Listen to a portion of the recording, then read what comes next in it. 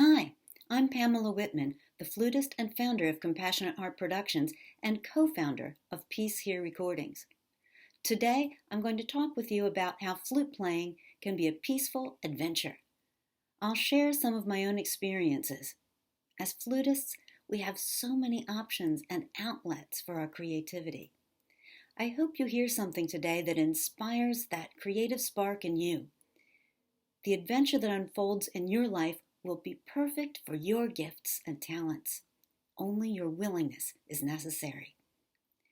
As a performance major at the University of Michigan, I didn't know what form my career would take. I only knew that I wanted to play.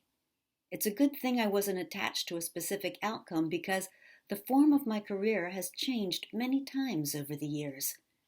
By staying focused on the content, the playing, and having a perspective of giving through the flute, we can stay peaceful when the form of our career changes. The joy comes from giving through the flute, not from any one form. This way, we can have lots of different adventures with our flute and meet lots of interesting people. Being flexible brings us the experience of peace, which we can then share with people that we meet along the way. After graduation, I visited South Africa for 3 months and returned to the United States with a seed for an idea. After witnessing apartheid and the diversity of people in South Africa firsthand, I wanted to be part of the solution. I wanted to use my career to help educate all people about the beauty in themselves and one another. When we're willing to be of service, the opportunities show up. Your creativity, your flute playing, will be used for service when you are willing to be used as an instrument of peace. It might be something as simple as being kind to the people that you're making music with right now. A job as principal flutist in the South Dakota Symphony brought me to Sioux Falls for 3 years. That's where I had my first introduction to Native American people and their culture, music, and prophecies. Going into my 3rd season with the orchestra, I felt ready for change. There was an opening in the New Jersey Symphony, and I practiced. I was ready. I flew back east for the audition, and guess what? I didn't get the job. I remember sitting in the cab feeling shaken. Suddenly, I felt as if I was being lifted up above my life and being shown my life from a higher perspective. I was shown that there was a perfect pattern. In my heart, I heard, "I have another plan for you." I returned to South Dakota. A Lakota friend played an old unmarked cassette tape for me of a talk that was being given about some tribal prophecies. These ancient prophecies said that when the 4 races of people, black, red, yellow, and white, come together for peace, there will be a great society and peace on earth. I jumped up and said, "This is what I'm going to do with my life." I traveled around to various Indian reservations and met with the elders of the tribes, seeking for the origins of the prophecy. Each tribal elder told me that these were the prophecies of their tribe, and asked me to take the message around the world through my music. When I met an Algonquin woman named Bluebird Woman, who had been given the same vision, I asked, "Why does every tribe have this same vision?" Bluebird Woman said, "Because it's the truth." Bluebird Woman gave me a blue feather and asked me to take the message around the world with my flute. In 1989, I finished out the orchestra season and resigned. I moved back to New Jersey, where I contacted the Ocean City Pops Orchestra about playing a solo with their orchestra. I didn't know that they had an opening for principal flute. I auditioned, and this time I won the job. The Pops has a summer concert season which left the touring season free. I'm still to this day the principal flutist in the Ocean City Pops. Wherever my journey has taken me, I've always returned to Ocean City for the summers of concerts by the sea. For many years, I lived in Los Angeles in the winters and returned to New Jersey in the summers to play in the orchestra. That same year, 1989, I formed a 501c3 tax-exempt charitable organization. I have directed Compassionate Heart Productions ever since. For the first 14 years, the organization revolved around World Color. This international world music rock band was an artistic affirmation of the prophecies and included an evolving cast of musicians of the four races hailing from South Africa, Japan, Ireland, Trinidad, West Africa, Mexico, Nepal, and Tribal America. The group toured to performing arts centers, colleges, clubs, schools, conferences, and Indian reservations, educating adult and student audiences about world cultures and promoting peace through intercultural understanding. In 1992, the group performed a reservation-wide residency, giving peace education assemblies in every school on the Hopi Reservation in Arizona. While performing an education residency in Monroe, Louisiana in 1994, members of World Color performed an unscheduled outreach project by having some serious conversations with members of the KKK. We didn't see that coming. The shows and workshops included traditional world music, original rock music, photography, visual art, and storytelling.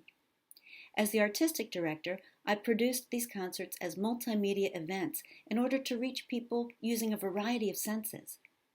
Some of us learn through our ears, some learn through our eyes. We all want the same thing. We want to be reminded that love is our natural identity.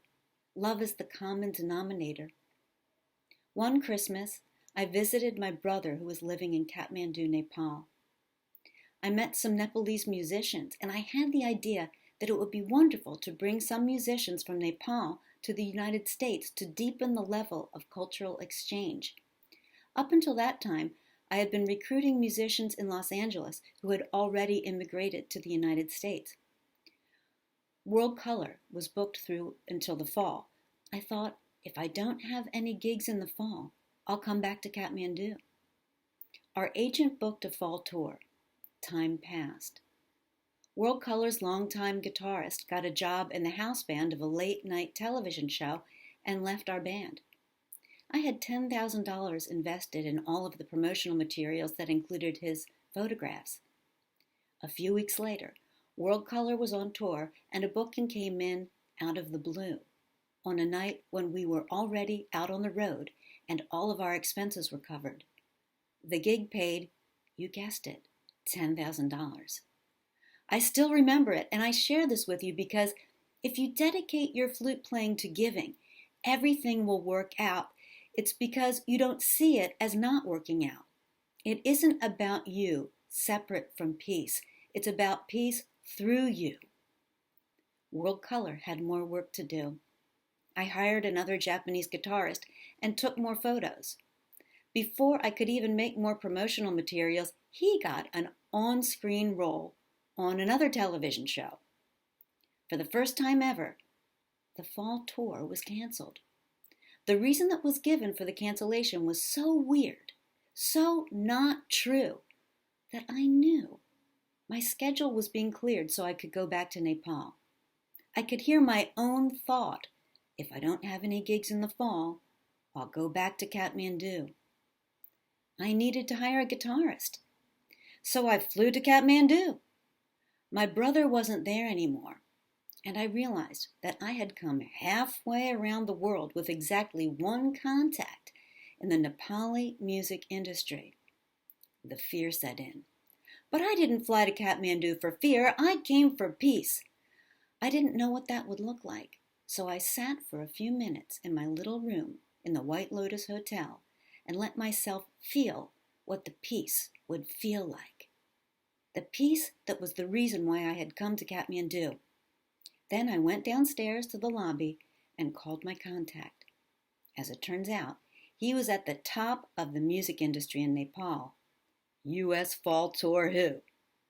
I had come for fun. I had come for peace, and I had so much fun in Nepal that the trip wound up being a 3-year cultural exchange project with the Himalayan Kingdom of Nepal. I worked with the American Embassy, Nepalese community organizations, and international corporate sponsors to bring members of World Color to Nepal to perform in collaboration with Nepal's top musicians of various music genres. I incorporated Nepal's rising stars Shristi into World Color's cast for United States tours featuring the music of Nepal. I produced, directed, and performed the first production exclusively for children in the Kingdom of Nepal. The production was mounted to critical acclaim in Kathmandu's City Hall and educated the students about peace history. My Lakota flutist friend, Kevin Locke, emailed me when I was in Nepal, so I invited him to Nepal as part of the exchange program. He was the first Native American to perform in Nepal. Kevin performed with World Color and Nepal's leading musicians and taught Native American hoop dances to willing Nepalese audience members. We also gave a command performance for the leadership of the political factions of Nepal at the home of the American ambassador in Kathmandu. The ambassador told us that we should give the message of peace, and he said, "Lay it on thick." We were invited to perform at the Himalayan Hard Rock Cafe and then into the Himalayan mountains to give a peace assembly to the children in a school there. The International Cultural Project included recording the CD Flute Planet with Kevin Locke and Nepal's flutist Manoj Singh. The project was the subject of a Young Asia television documentary. Young Asia is a project of the Worldview International Foundation, providing a catalyst for social change, with channels in Sri Lanka, Pakistan, Bangladesh, Thailand, Laos, Malaysia, Vietnam, Nepal, India, and more, broadcasting in 17 Asian countries. In keeping with its name, Young Asia, YATV, is committed to young people, their concerns and aspirations, and has coined the phrase peacecasting. I also collaborated with Nepal TV, Nepal Forum for Environmental Journalists, and Vista Entertainment in the creation and broadcast of 2 environmentally themed music videos for Nepal. Upon my return to the United States in 2002, Artists for a Better World honored me in an international awards ceremony in Hollywood for my humanitarian work as an artist. None of this would have happened if that fall tour had not been canceled. After Nepal, it was time to let go of World Color. What I had originally envisioned as a 5-year project had grown into 14 years of touring. Letting go was hard. I didn't know what would come next, but I knew that the World Color project was complete. My intuition told me to wait for further instructions, but I didn't. I tried to recreate the past National Touring Arts Peace Project experience. None of these projects brought the experience of peace. They showed me my choice for an old form at the expense of the content of peace. When we choose form over content, we are turning away from peace. The joy of World Color had not come from touring, it had come from serving. Our creativity, our intuition, and our peace all come from the same place. When we're holding on to the past, we can't access the creativity, the intuition, or the peace. Now I've learned to wait on the next move. When I finally let go, the flow was released. I was able to follow the path that was unfolding before me. I produced a one-woman show and hit the road for driving tours. I loaded up my car with my beautiful journey and solo flight CDs and set out to spiritual centers of all types, unity churches, religious science churches, traditional Christian churches, yoga centers, and synagogues. I had lots of adventures touring annually for the Season for Nonviolence and the season for interfaith, intercultural understanding. I've written about some of those adventures in my book, Yield to Joy. One day, change came to the Ocean City Pomps.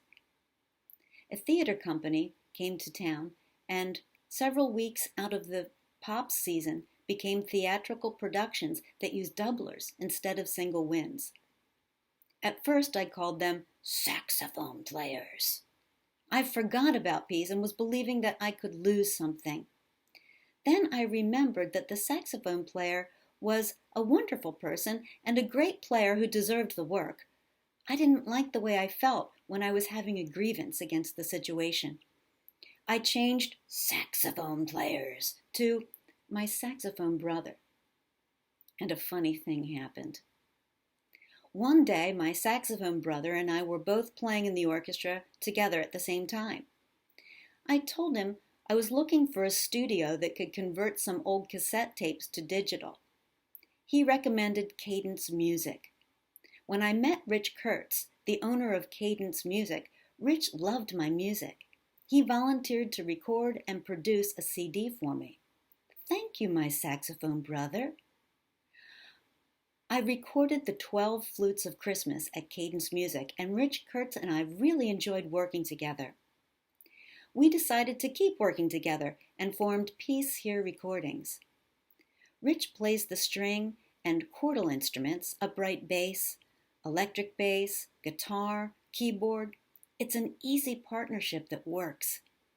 We recorded Ancient Vision, which uses my Native American flutes, and then a flutist friend introduced us to pan-flutist Cesar Villalobos from Peru, and we made Spirit of Peru together. Cesar and I are playing a concert together in Peru next year. Rich and I are constantly creating, collaborating, and recording with our friends. When I shifted from touring to recording, I called a friend back in LA to ask him some advice about how to structure a contract, and he ended up managing my career. I couldn't have planned this adventure. By allowing the way that unfolds, I get to have many different experiences. Walk through the doors that are open and see what you find. When you have a flute with you, there will be beautiful music. Blow with the flow, and you'll have a peaceful adventure. Your adventure will be perfect for you. Stay tuned now for some music, and stop by my booth to win free Flutes for Peace t-shirts. You can check out my music and say hi. You can download the PDF at my booth and find clickable links for previewing, streaming, downloading, and purchasing my music.